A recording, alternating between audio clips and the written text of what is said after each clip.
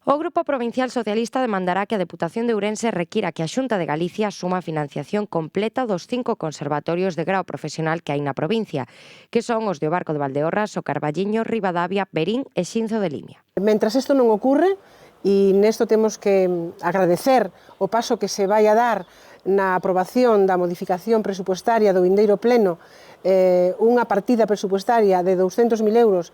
para os 5 conservatorios, é dicir, unha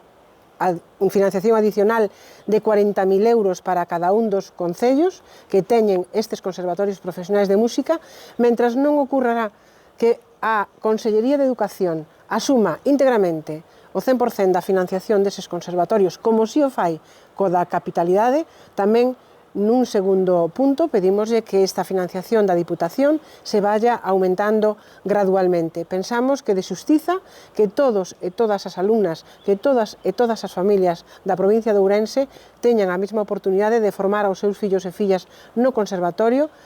sendo asumido por a Consellería de Educación.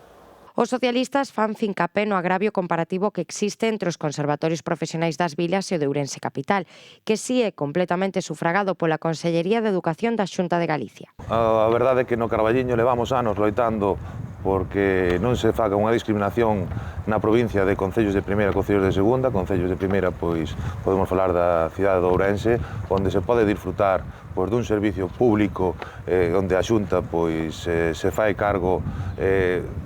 presta ese servicio a moitísima xente, mentras o resto das comarcas somos as capitais de comarca quen soporta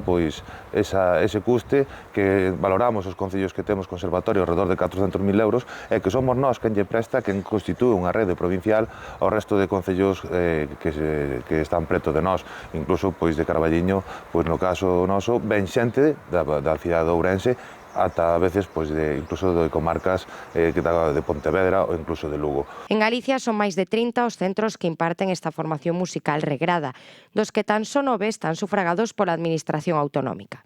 Os conservatorios profesionais de música que están nas cabeceiras de comarca e que son financiados exclusivamente por cada un dos concellos nos que se sitúa o centro, tamén reciben alumnas e alumnos das súas respectivas áreas de influencia.